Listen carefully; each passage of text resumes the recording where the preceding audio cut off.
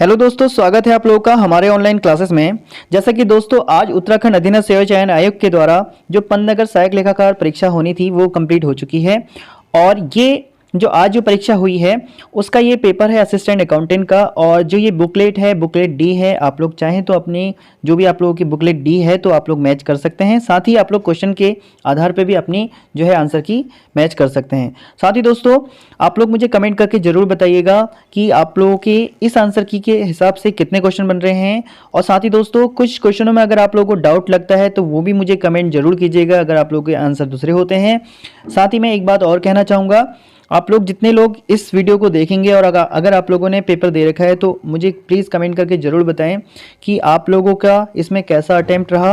और फिलहाल मैं इस पेपर के बारे में आप लोगों को बताऊं तो इस पेपर में दोस्तों इस बार आयोग ने ट्रिपल जो आपका अधीनस्थ सेवा चयन आयोग है यूके SSSC उसके द्वारा दोस्तों आउट ऑफ सिलेबस से भी क्वेश्चन डाले गए हैं। जैसे आपका रॉयल्टी अकाउंट हो गया, हायर परचेस अकाउंट हो गया और आपका ब्रांच अकाउंट हो गया, बिल ऑफ एक्सचेंज जो कि उसने सिलेबस से हटाया था और उनसे भी क्वेश्चन आए हैं। लगभग 20 से 25 क्वेश्चन अप्रॉक्स इस पेपर में आए थे और जो आउट ऑफ सिलेबस थे। तो चलिए फिलहाल देखते हैं। और इस वीडियो में मैं जो है कंप्लीटली आप लोगों का इसको डिस्कशन नहीं करूंगा, सिर्फ इसके आंसर मैं आप लोगों को बता देता हूं कि क्वेश्चन नंबर में कौन कौन से आपके आंसर हैं। सबसे पहले बात करें क्वेश्चन नंबर 1 का, आपका जो आंसर है ए। और फिर बात करें क्वेश्चन नंबर 2 का, आपका जो आंसर है बी। और क्वेश्चन नंबर 3 का आंसर नहीं मिल पाया है। अगर आप लोगों के पास अगर इसका आंसर हो या आप लोगों को पता हो तो मुझे कमेंट सेक्शन में बताएं। चलिए अब बात करते हैं क्वेश्चन नंबर 4 का, जो आंसर है वह है बी। और क्वेश्चन नंबर 5 का जो आंसर है वह है ए।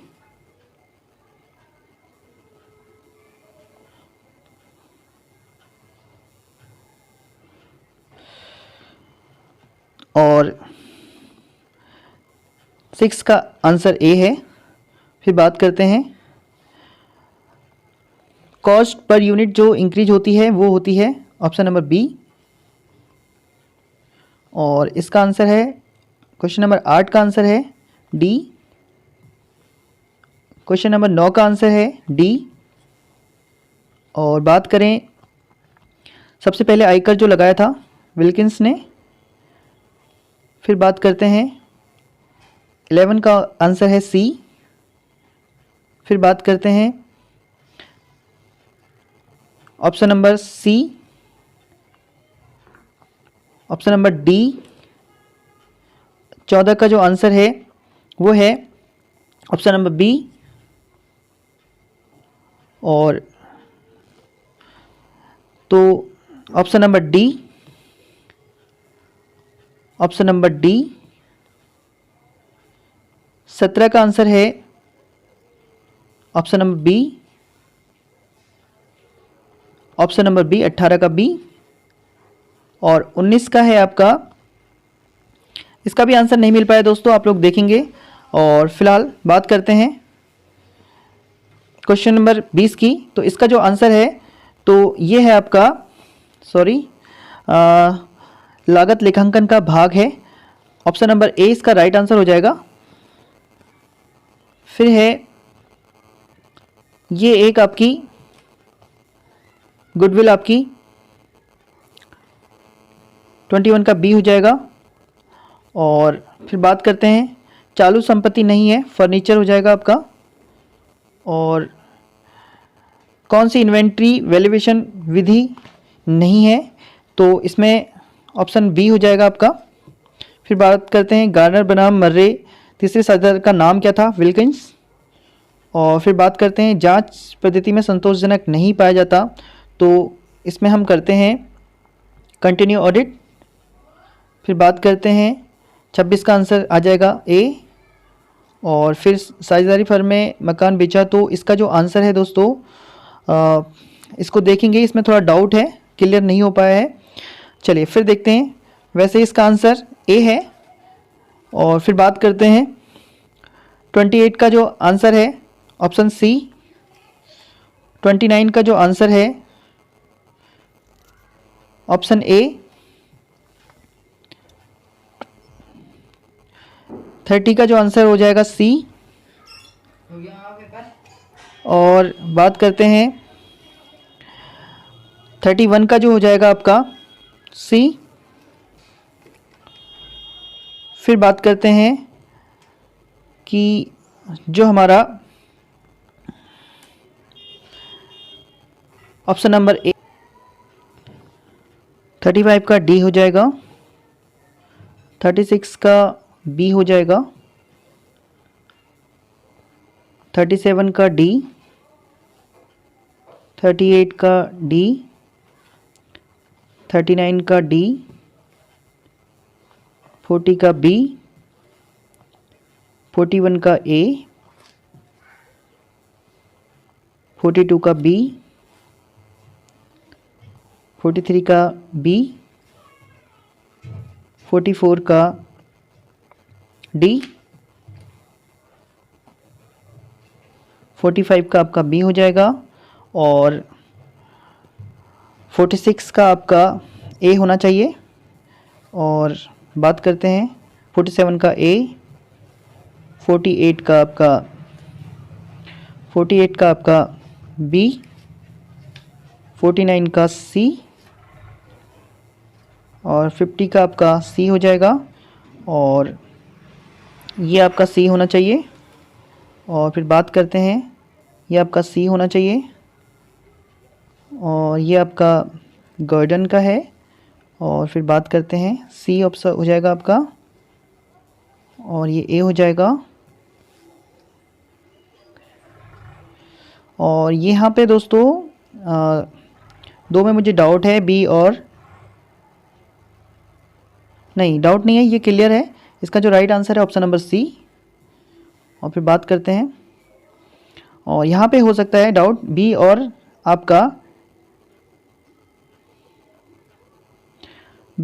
आपका जो है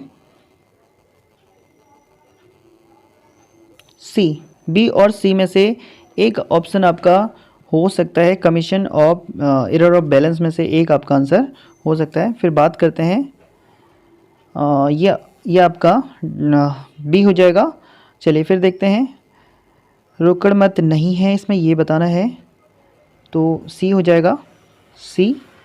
और फिर बात करते हैं ऑपरेटिंग लीवरेज आपका सी हो जाएगा और ये आपका बी हो जाएगा। और फिर बात करते हैं नेट ऑपरेटिंग जो है डी हो जाएगा, 63 का आपका डी हो जाएगा।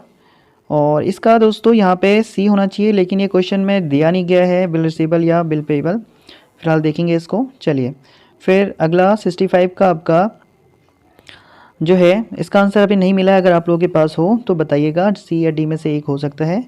चलिए फिर देखते हैं, ये सी हो जाएगा 66 का। और बात करते हैं डी, सी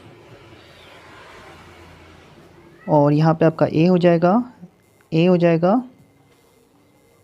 और यहाँ पे आंसर नहीं मिला है, क्या है आप लोग देखें और मुझे भी बताएं। फ़िलहाल इसका आंसर मैंने सर्च किया, नहीं मिल पाया। और फिर बात करते हैं, जैसे ही मुझे जो आंसर नहीं मिल पाए हैं, 2-3 क्वेश्चन ही हैं ऐसे, या 3-4 क्वेश्चन है, वो मैं पोस्ट कर दूंगा अगर मुझे मिल जाएगा। अदरवाइज़ आप लोग कमेंट करके भी मुझे बता सकते हैं कौन सा होगा इनका आंसर। तो यहाँ पे आपका दोस्तों तो आपका सी हो जाएगा यहाँ पे ऑप्शन 73 का आपका सी हो जाएगा, बी हो जाएगा, 75 का आपका डी हो जाएगा और यहाँ पे आपका ए हो जाएगा। और यहाँ पे क्वेश्चन में डाउट है दोस्तों, क्वेश्चन ही गलत तरीके से पूछा गया है। फिलहाल जैसे ही सही आंसर मिलेगा मैं बता दूंगा आप लोगों को। और बात करते हैं, सी हो जाएगा 78 का, इसका सी हो जाएगा 79 का। फिर बात करते हैं ए हो जाएगा 80 का और ये 81 का भी ए हो जाएगा। और फिर बात करते हैं, तो यहाँ पे सी ऑप्शन है और 83 का ए और 84 का आपका डी हो जाएगा।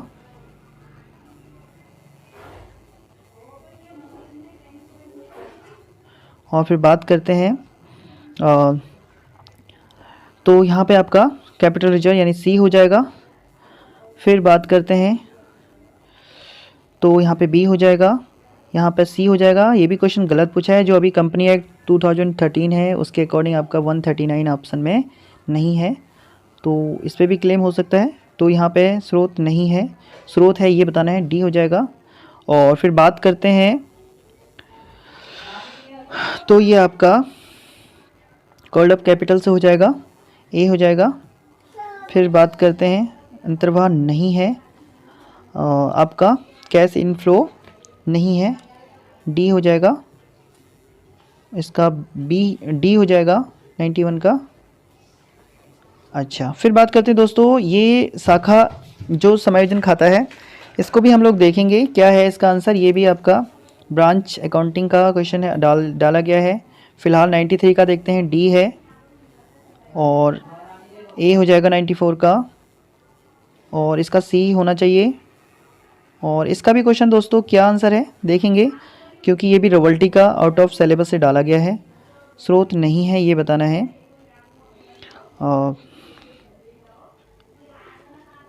बी हो जाएगा 97 का, और इसका सी होना चाहिए दोस्तों। चलिए, और अब जो है इसका अगर हम बात करें 37 का, इसका भी डी आंसर है, तो ये डी हो जाएगा। तो इस प्रकार के ये 100 के 100 क्वेश्चन आप लोगों ने देख लिए हैं। अभी मैंने डिस्कस नहीं किए हैं, अगर आप लोगों को डिस्कस करने हैं तो मैं नंबर दे देता हूँ आप लोगों को, 7500074477 पे आप लोग मुझे व्हाट्सअप कर सकते हैं। साथ ही दोस्तों मैं आप लोगों से एक चीज़ ये कहना चाहूँगा, इस आंसर की के अकॉर्डिंग आपके कितने मार्क्स बन रहे हैं मुझे कमेंट करके ज़रूर बताएं। साथ ही दोस्तों अगर आप लोगों को कोई क्वेश्चन ऐसा लगता है कि वो डाउटफुल है या आयोग ने गलत तरीके से उसके आंसर दे रखे हैं या क्वेश्चन ही गलत तरीके से पूछा है, तो वो क्वेश्चन भी मुझे जरूर बताएं। 2-3 क्वेश्चन तो हैं ऐसे जो आयोग ने गलत तरीके से पूछे हैं या गलत ही उसके आंसर दे रखे हैं। बाकी अगर आप लोगों की नॉलेज में भी कोई क्वेश्चन आता है तो मुझे आप लोग जो मैंने अभी व्हाट्सअप नंबर दे रखा है उसमें मुझे मैसेज कर सकते हैं। साथ ही इसकी जब फाइनल आंसर की आएगी, अगर आप लोग कहेंगे तो मैं इसका फुल जो है इसका डिस्क्रिप्शन के साथ, इसका डिटेलिंग एनालिसिस के साथ आप लोगों को फिर से पेपर कराऊंगा। फिलहाल दोस्तों फिर मिलेंगे कोई नई जानकारी के साथ। धन्यवाद। और अगर आप लोगों ने मेरा जो है चैनल सब्सक्राइब नहीं किया है तो आप लोग चैनल सब्सक्राइब जरूर कीजिएगा। आप लोगों को जो है जॉब से रिलेटेड न्यूज़ और आपकी स्टडी रिलेटेड जो भी आप लोगों के कुछ जो टॉपिक होते हैं वो आप लोगों को यहाँ पे हमारे यूट्यूब चैनल में मिल जाती हैं। चलिए दोस्तों फिर मिलते हैं अगली महत्वपूर्ण वीडियो के साथ। धन्यवाद।